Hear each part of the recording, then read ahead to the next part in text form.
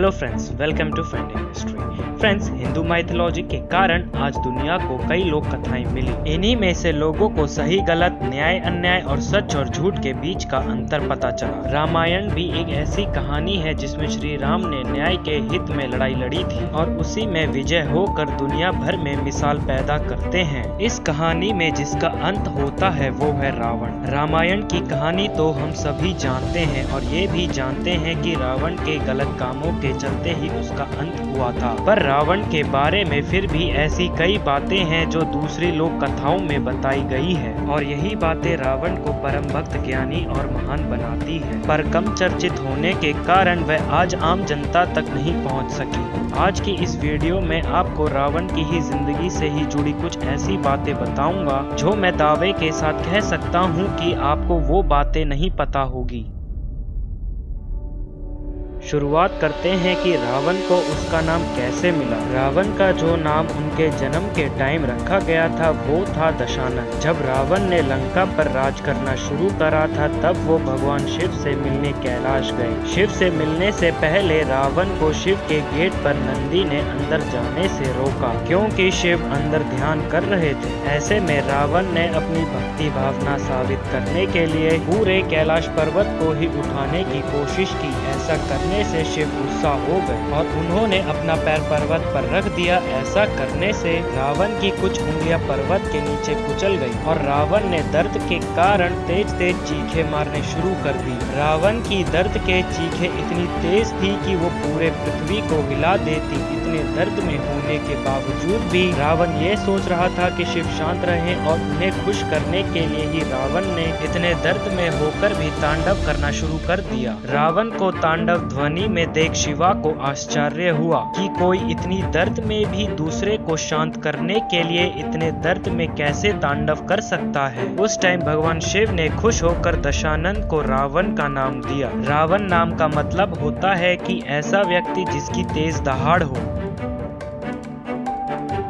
ये फैक्ट आप में से कई लोगों को चौंका सकता है और ऐसा इसलिए क्योंकि रावण ने एक बार श्री राम की मदद की थी। रावण आधा राक्षस और आधा ब्राह्मण था। जहां राम सहित वानर सेना रामेश्वरम के तट पर पहुंचे तो उन्होंने तय करा कि उन्हें लंका पहुंचने के लिए समुन्दर में पुल बनाना होगा। पुल के काम शुरू होने के एक दिन पहले श्री राम को भगवान शिव का आशीर्वाद चाहिए था और उसके लिए एक यज्ञ कराना था। पर पुराणों के तहत इस यज्ञ को सिर्फ एक ब्राह्मण और ज्ञानी ही करवा सकता है। उस वक्त दूर दूर तक सिर्फ रावण ही ऐसा था जो इस यज्ञ को कराने के लिए योग्य था। श्री राम को जब पता चला कि रावण ही ऐसा करवा सकता है तो उन्होंने रावण को ही यज्ञ कराने का न्योता भेजा। रावण अपने धर्म और शिव के प्रति पूरी तरह से कमिटेड था और इसीलिए उसने श्री राम का न्योता स्वीकार किया और यज्ञ कराने पहुंच गया। रावण न केवल खुद इस यज्ञ में आया बल्कि उसने श्री राम को आशीर्वाद भी दिया कि वो अपनी जंग में रावण के खिलाफ सफल हो।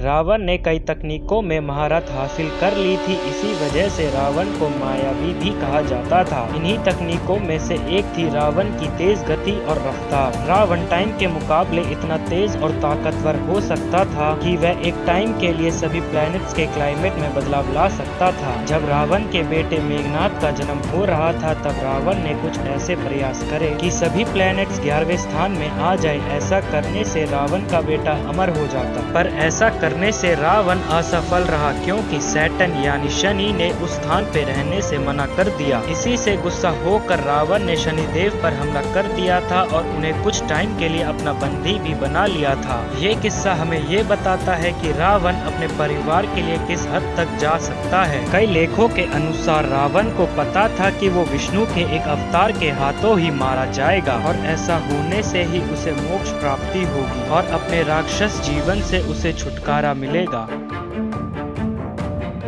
हिंदू माइथोलॉजी के अनुसार रावण और कुंभकर्ण पहले विष्णु भगवान के गेट कीपर हुआ करते थे और उस वक्त उनके नाम हुआ करते थे जया और विजया। विष्णु से जुड़े हुए होने के कारण उनके अंदर अहंकार आने लगा था। इतना अहंकार कि जब एक बार भगवान विष्णु जी से मिलने के लिए 4 कुमार ऋषि आए थे तो उन्होंने उनको बच्चे समझकर उनका मजाक उड़ाया। वो 4 कुमार असल में ऋषि थे और ब्रह्मा के दिमाग के बनावट से जन्मे थे। जब जया और विजया ने उनका मजाक उड़ाया था तो उन 4 ऋषियों को बहुत गुस्सा आया और उस वक्त उन दोनों को श्राप दिया कि अब तुम कभी भी विष्णु से जुड़े नहीं रह सकते। इसके बाद जब जया और विजया को अपनी गलती का एहसास हुआ और उन्होंने उनसे माफी मांगी तो उन ऋषियों ने उन्हें 2 विकल्प दिए और इनमें से एक चुनने को कहा। इनमें से एक था कि तुम्हें 7 जन्मों तक धरती पर विष्णु के अवतार के अलावा कई संबंधियों के रूप में काटने होंगे और दूसरा विकल्प था कि तुम्हें 3 जन्मों तक विष्णु के अवतार का दुश्मन बनकर रहना होगा। जया और विजया ने दूसरा विकल्प चुना और इसी कारण वे 3 जन्मों में विष्णु के अवतार के दुश्मन बने और इन्हीं 3 जन्मों में से एक जन्म में वे रावण और कुंभकर्ण बने। इसी कारण ये कहा जाता है कि रावण को अपनी किस्मत के बारे में पहले से ही पता था और वो ये भी जानता था कि उसका अंत विष्णु के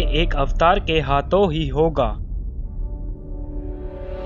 जब राम की सेना रावण की सेना को धीरे धीरे हराने लगी थी तो अंत में जाकर रावण ही इकलौता था जो जिंदा बचा था। रावण ने आखिर में फैसला करा कि वो राम की सेना को हराने के लिए एक यज्ञ कराएगा, पर इस यज्ञ को कराने के लिए उसे एक ही जगह पे बैठा रहना होगा और अपनी जगह को नहीं छोड़नी होगी। रावण ने अपना यज्ञ शुरू कराया और ये देख राम ने अंगद और वानर सेना को भेजा ताकि वो यज्ञ रोका जा सके, क्योंकि वो यज्ञ रोका नहीं जाता तो रावण को हराना नामुमकिन हो जाता। अंगद और वानर सेना रावण को उसकी जगह से नहीं हिला सकी और इसी वजह से अंगद ने जाकर रावण की पत्नी मंदोदरी को बंदी बना लिया। ऐसा करने के बाद भी रावण अपनी जगह से नहीं हिला। फिर मंदोदरी ने रावण से कहा कि श्री राम अपनी पत्नी के लिए इतनी बड़ी जंग लड़ रहे हैं और तुम अपनी पत्नी को बचाने के लिए अपनी जगह तक से नहीं हिल सकते। इसी बात से लज्जित होकर यज्ञ को बीच में ही छोड़ दिया और मंदोदरी को बचाने के लिए चल दिए। ऐसा करने से रावण का वो यज्ञ भंग हो गया।